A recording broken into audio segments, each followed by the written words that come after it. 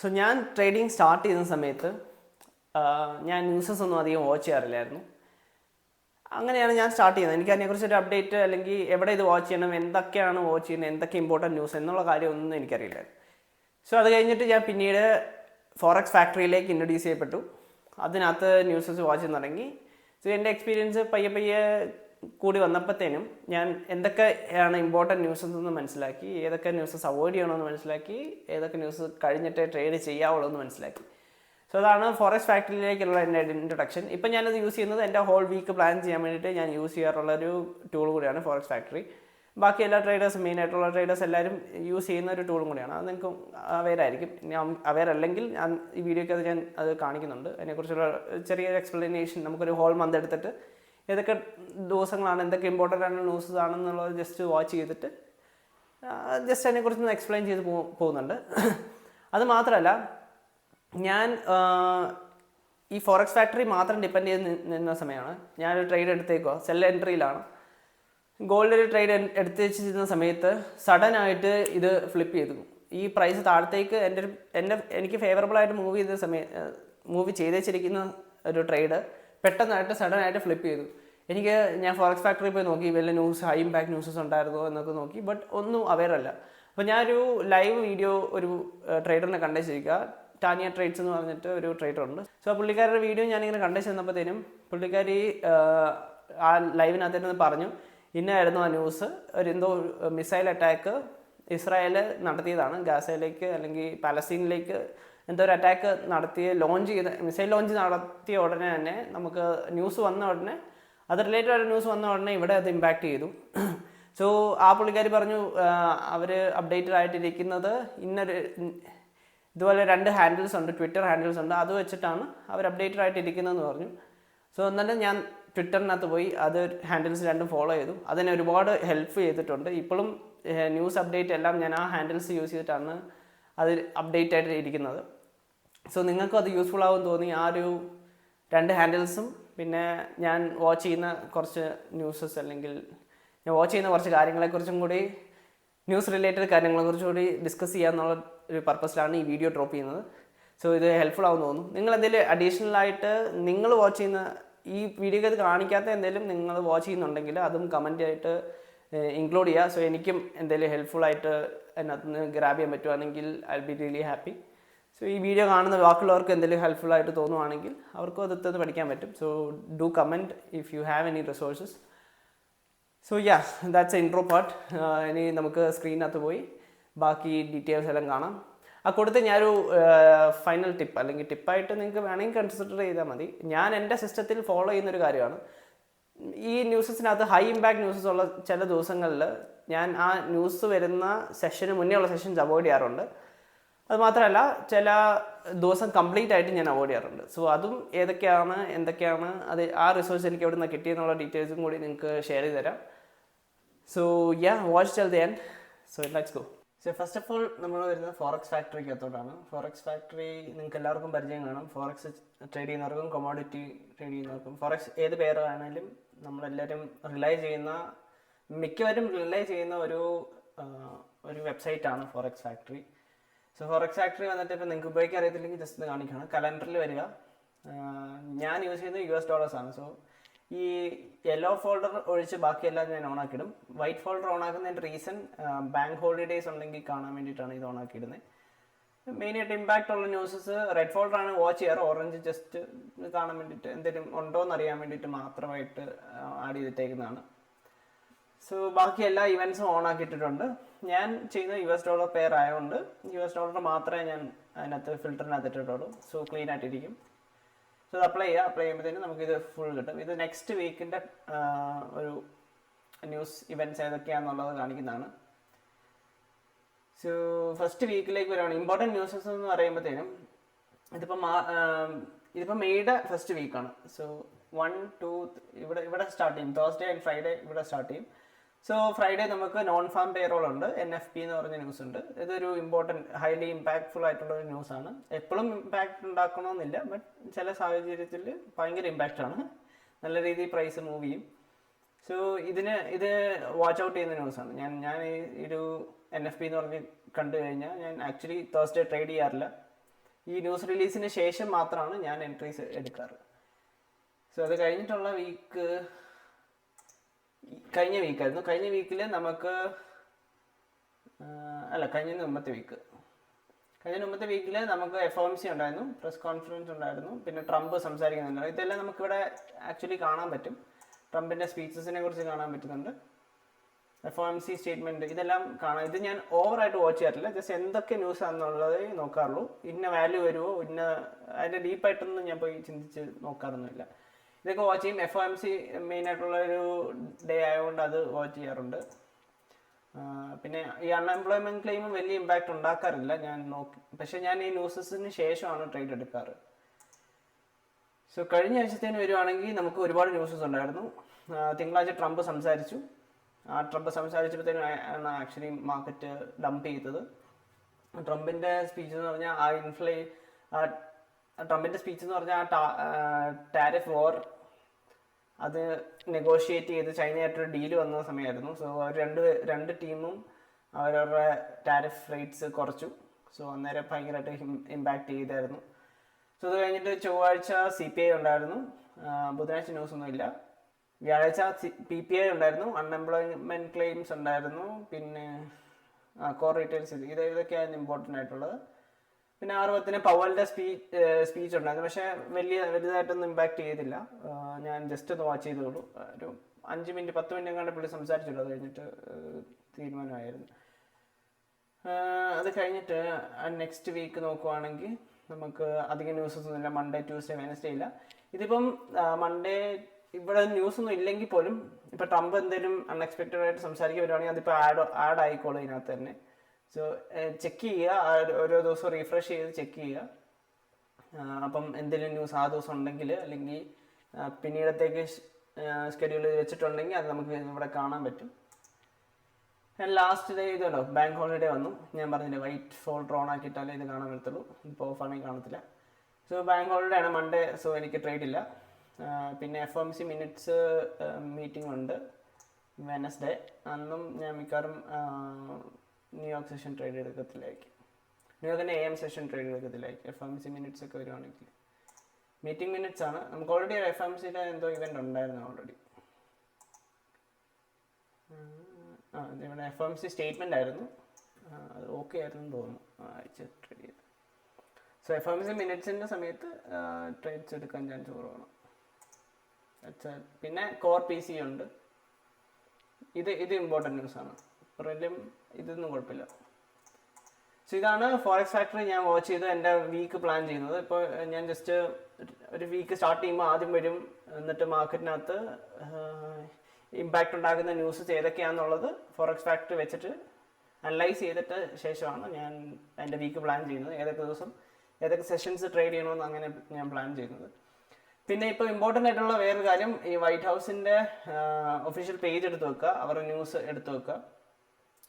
So ഞാൻ കഴിഞ്ഞിടയ്ക്ക് ഒരു video ഇങ്ങനെ കണ്ടതിനകത്ത് വേറൊരു നല്ല ട്രേഡർ ഉണ്ട്. പുള്ളി ഇങ്ങനെ പറഞ്ഞതെന്ന് പറഞ്ഞാൽ നമുക്ക് വീക്കെൻഡ്സിനകത്താണ് ഇവർ മെയിനായിട്ടുള്ള ന്യൂസസ് എടുക്കുന്നത്, ന്യൂസസ് റിലീസ് ചെയ്യുന്നത്. ഇസ്രായേലിനകത്തോട്ട് അറ്റാക്ക് വന്നതിന് ശേഷം തിരിച്ച് സ്ട്രൈക്ക് ചെയ്ത സമയത്ത് ആക്ച്വലി തിരിച്ച് സ്ട്രൈക്ക് ചെയ്യാൻ പോവുക എന്നുള്ള ന്യൂസ് വരുന്നത് വീക്കെൻഡിലാണ്.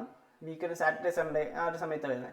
സോ ഈ സമയത്ത് ന്യൂസ് വരുന്നതെന്ന് പറഞ്ഞാൽ ഇൻവെസ്റ്റേഴ്സിന് അല്ലെങ്കിൽ ഏർലി ഇൻവെസ്റ്റേഴ്സ്, നമ്മളെ പോലുള്ള ട്രേഡേഴ്സിനല്ല, വലിയ ബിഗ് പ്ലേയേഴ്സിന് അതിനകത്ത് കയറാൻ വേണ്ടിയിട്ട് വീക്കെൻഡ്സിനകത്ത് അവർ ഈ ന്യൂസസ് റിലീസ് ചെയ്യും. അവർ അതിനനുസരിച്ച് പൊസിഷൻസ് സെറ്റ് ചെയ്ത് വെച്ചിട്ടാണ് അവർ മൺഡേ അല്ലെങ്കിൽ മാർക്കറ്റ് ഓപ്പൺ ആകുമ്പോഴത്തേനും ആ പൊസിഷൻ സെറ്റ് ചെയ്തിട്ടാണ് അതിനകത്തൊരു എൻട്രി ചെയ്യുന്നത്. സോ അതുകൊണ്ടാണ് വീക്കെൻഡ്സ് വരുന്നതെന്ന് പറഞ്ഞത്. സോ ടാരിഫ് ട്രേഡിനെ കുറിച്ച് ആക്ച്വലി വൈറ്റ് ഹൗസിൻ്റെ ഈ പേജിനകത്ത് ന്യൂസ് വന്നിരുന്നു കഴിഞ്ഞ സാറ്റർഡേ. പക്ഷെ അന്നേരം എനിക്ക് ഇതിനെക്കുറിച്ച് അവെയർ അല്ലായിരുന്നു.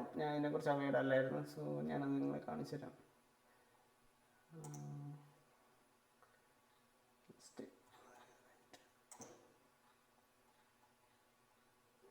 ഇതുണ്ടോ, US announces China trade deal in Geneva. ഇത് May 11 ആണ്. May 11 ആക്ച്വലി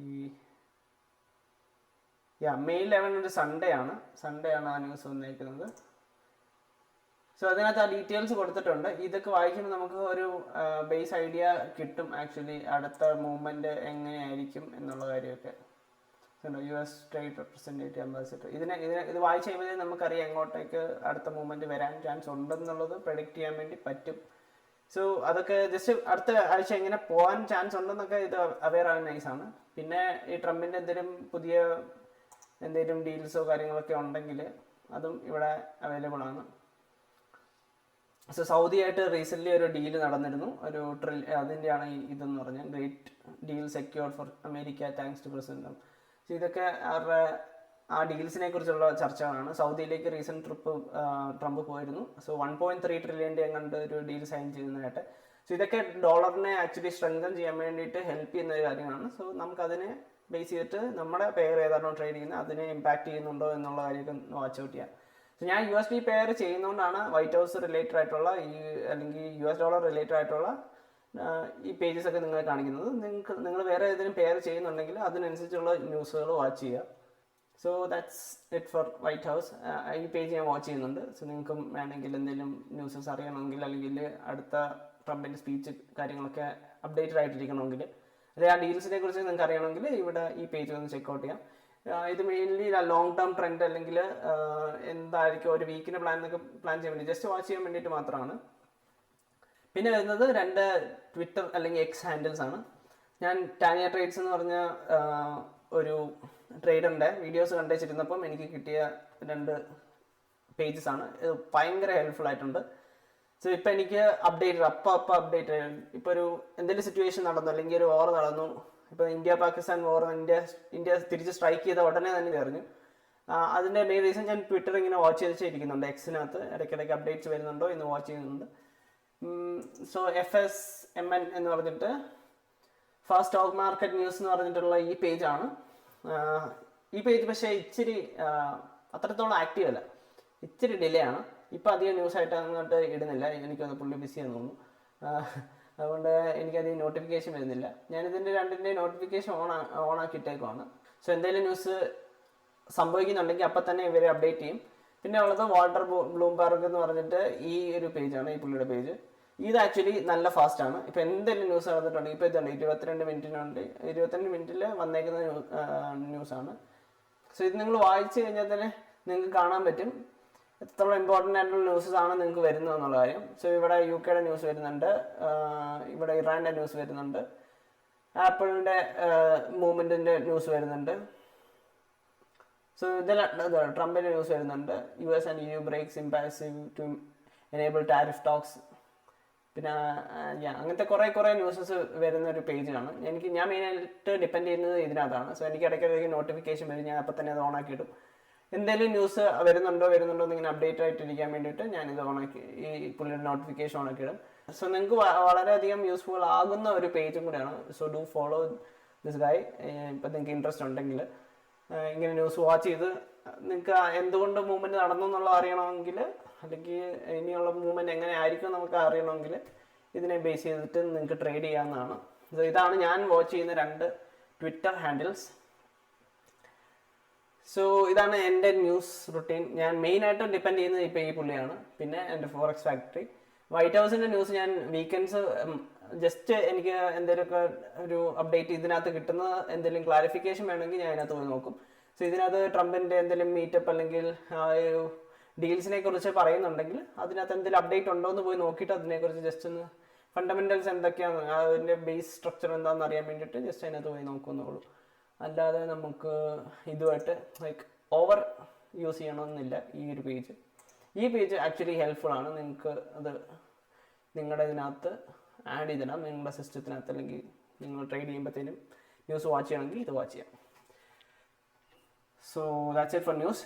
പിന്നെ ഞാൻ നിങ്ങളോട് പ്രോമിസ് ചെയ്ത കാര്യമാണ്, ഞാനിപ്പോൾ ട്രേഡ് എടുക്കുന്നു, ഏതൊക്കെ ന്യൂസസ് ഞാൻ അവോയ്ഡ് ചെയ്യുന്നു എന്നുള്ള കാര്യം.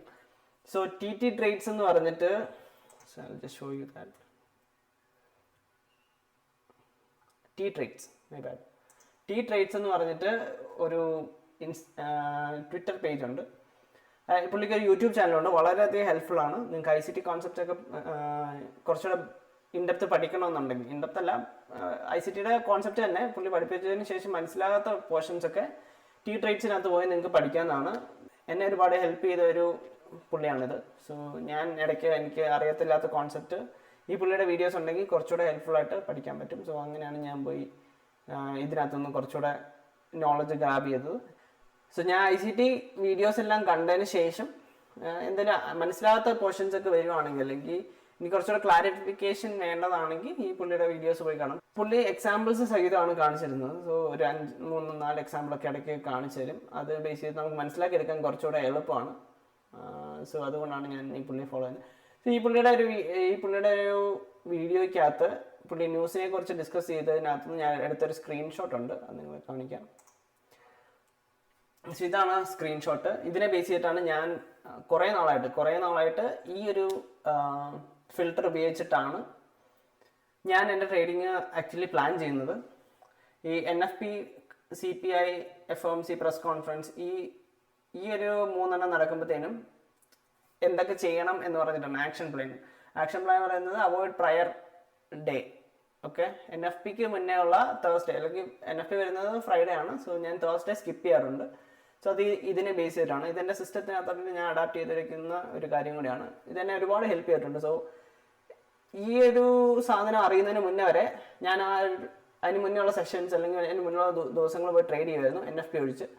NFPക്ക് മുന്നേ ഉള്ള തേഴ്സ്ഡേ ഞാൻ എപ്പോഴും സ്കിപ്പ് ചെയ്യുന്നത്. അത് ICT പറഞ്ഞത് അനുസരിച്ച് ഞാൻ എപ്പോഴും സ്കിപ്പ് ചെയ്യുന്നൊരു കാര്യമാണ്. ബട്ട് ബാക്കി ദിവസങ്ങളൊക്കെ ഞാൻ ട്രേഡ് ചെയ്യുമായിരുന്നു. പക്ഷേ മാർക്കറ്റ് അത്രത്തോളം റിവാർഡിങ് ആയിരുന്നില്ല ആ സമയത്തൊക്കെ. അന്നൊക്കെ ഞാൻ ബേൺ ഔട്ട് ചെയ്തിട്ടുണ്ട്, ഒരുപാട് പൈസ പോയിട്ടുണ്ട്. അങ്ങോട്ടും ഇങ്ങോട്ടും സീക്ക് ആൻഡ് ഡിസ്ട്രോയ് ഒക്കെ കളിക്കുന്ന ഒരു ടൈം പീരീഡും കൂടെയാണ്. സോ എനിക്ക് വലിയ ഇൻട്രസ്റ്റ് ഇല്ല. അത് കഴിഞ്ഞിട്ട് ഞാൻ ഇത് ഫോളോ ചെയ്ത് തുടങ്ങിയപ്പോൾ തൊട്ട് കുറച്ചുകൂടെ സിസ്റ്റമാറ്റിക്കായി ഞാൻ ക്യാപിറ്റൽ കുറച്ചുകൂടെ സേവ് ചെയ്യാൻ തുടങ്ങി. അത് കഴിഞ്ഞിട്ട് ഈ ന്യൂസ് വന്നതിന് ശേഷം, അല്ലെങ്കിൽ ന്യൂസ് റിലീസിന് ശേഷം മാത്രം ഞാൻ പോയി എൻട്രീസ് എടുക്കാൻ തുടങ്ങി. സോ അതെനിക്ക് ഒരുപാട് ചേഞ്ചസ് കൊണ്ടുവന്നായിരുന്നു എൻ്റെ സിസ്റ്റത്തിനകത്ത്, അല്ലെങ്കിൽ എൻ്റെ റിസൾട്ട്സിനകത്ത് അത്രത്തോളം ബെറ്റർ ആയിട്ടുണ്ട്. സോ എന്നെ ഹെൽപ്പ് ചെയ്തൊരു കാര്യമാണ്. നിങ്ങൾക്കിത് യൂസ്ഫുൾ ആയിട്ട് തോന്നുമെങ്കിൽ നിങ്ങൾക്ക് അഡാപ്റ്റ് ചെയ്യാം. സോ ഇതെല്ലാം റെഡ് ഫോൾഡർ ന്യൂസസ് ആണ്. NFP, CPI, FOMC press conference, ഈ ഒരു ദിവസങ്ങളിലെല്ലാം എന്തൊക്കെ ചെയ്യണമെന്നുള്ളതാണ്. ഞാൻ ഈ ഒരു NFP വീക്കിൽ തേഴ്സ്ഡേ സ്കിപ്പ് ചെയ്യും, ഇവിടെ പറഞ്ഞേക്കുന്ന പോലെ. CPIയുടെ കേസിൽ ഞാൻ അതിൻ്റെ മുന്നേ ഉള്ള സെഷൻ മാത്രമേ സ്കിപ്പ് ചെയ്യത്തുള്ളൂ. അതായത് ഞാൻ എൻ്റെ എക്സ്പീരിയൻസിൽ നിന്ന് എടുത്തേക്കുന്ന കാര്യമാണ്. CPIയുടെ കേസിൽ ഞാൻ ലണ്ടൻ സെഷൻ അവോയ്ഡ് ചെയ്തിട്ട് ന്യൂയോർക്ക് സെഷൻ മാത്രമായിരിക്കും ട്രേഡ് ചെയ്യുന്നത്. FOMC പ്രസ് കോൺഫറൻസ് ഞാൻ ആക്ച്വലി ഇത് റിലീസിന് മുന്നേ ഉള്ള AM സെഷൻ്റെ സ്റ്റാർട്ടിങ് ഞാൻ ട്രേഡ് ചെയ്യുമായിരുന്നു. പിന്നീട് 2 പ്രാവശ്യം എനിക്ക് ബേണായി. അപ്പം ഞാൻ ഡിസൈഡ് ചെയ്തു ഈ പ്രസ് കോൺഫറൻസ് ഉള്ള സമയം, അല്ലെങ്കിൽ FOMC മിനിറ്റ്സ് ഉള്ള സമയത്ത് ഞാൻ AM സെഷൻ ട്രേഡ് ചെയ്യുന്നില്ല എന്ന് ഞാൻ ഡിസൈഡ് ചെയ്തു. സോ എനിക്ക് ലണ്ടൻ സെഷൻ മാത്രമേ FOMCയുടെ സമയത്തുള്ളൂ. ഇവിടെ PPIയുടെ കേസ് വരുമ്പോഴും ഞാൻ ലണ്ടൻ ഇവിടെ കൊടുത്തേക്കുന്ന പോലെ session prior, avoid session prior. So New York സെഷനിലാണ് ഇത് വരുന്നത്. സോ അതിന് മുന്നുള്ള ലണ്ടൻ സെഷൻ ഞാൻ അവോയ്ഡ് ചെയ്യും. കോർ PC ആണെങ്കിലും സെയിം തന്നെയാണ്, ലണ്ടൻ സെഷൻ അവോയ്ഡ് ചെയ്യും. FOMC മിനിറ്റ്സ് ആണെങ്കിലും AM സെഷൻ അത് തീരുന്നിടം വരെ ഞാൻ ട്രേഡ് എടുക്കാറില്ല. ലണ്ടൻ സെഷൻ ഞാൻ ട്രേഡ് ചെയ്യും, ലണ്ടൻ സെഷൻ ഓക്കെയാണ്. പിന്നെ ബാക്കി ന്യൂസസ് ഒക്കെ നോ റെസ്ട്രിക്ഷൻസ് ആണ്, അതിന് ട്രേഡബിൾ ന്യൂസസ് ആണ്. പക്ഷെ ഞാൻ മിക്ക സമയവും അത് വരുന്നത് ഒരു 8:30 അല്ലെങ്കിൽ 10 o'clock-നാണ്. സോ 10 o'clock-നാണെങ്കിൽ ഞാൻ കണ്ടിന്യൂഷൻ ട്രേഡ് ചെയ്യും. അല്ലെങ്കിൽ 8:30-ക്കാണെങ്കിൽ 8:30 കഴിഞ്ഞിട്ട് ആ ന്യൂസ് റിലീസിന് ശേഷം മാത്രമേ എടുക്കത്തുള്ളൂ. ഇപ്പം അത് ഇമ്പാക്റ്റ് ഉണ്ടെങ്കിലും ഇല്ലെങ്കിലും 8:30 എന്നുള്ളതാണ് എൻ്റെ സ്റ്റാർട്ടിംഗ് പോയിന്റ് ന്യൂയോർക്ക് സെഷനിൽ. സോ അത് കഴിഞ്ഞിട്ട് ഞാൻ ട്രേഡ് എടുക്കുള്ളൂ. സോ ഇതാണ് എനിക്ക് നിങ്ങൾക്ക് തരാനുള്ള ആഡ് ടിപ്പ്. എനിക്കിത് ഒരുപാട് ഹെൽപ്ഫുൾ ആയിട്ടുണ്ട്. സോ നിങ്ങൾക്കിത് ഹെൽപ്ഫുൾ ആവുമെങ്കിൽ നിങ്ങൾക്ക് ഇത് അഡാപ്റ്റ് ചെയ്യാം, ഇല്ലെങ്കിൽ just leave it. So if you like this video, do give me A thumbs up. And നിങ്ങൾക്ക് എക്സ്ട്രാ ആയിട്ട് എന്തെങ്കിലും ന്യൂസസ് കാര്യങ്ങളൊക്കെ അറിയാമെങ്കിൽ, അല്ലെങ്കിൽ നിങ്ങൾ എക്സ്ട്രാ ആയിട്ട് വാച്ച് ചെയ്യുന്ന എന്തെങ്കിലും കാര്യങ്ങളൊക്കെ ഉണ്ടെങ്കിൽ അതും കൂടെ നിങ്ങൾ കമൻ്റ് ആയിട്ട് ആഡ് ചെയ്യുക. So that I can also learn. So that's it. Thank you guys. Thanks for watching. Bye.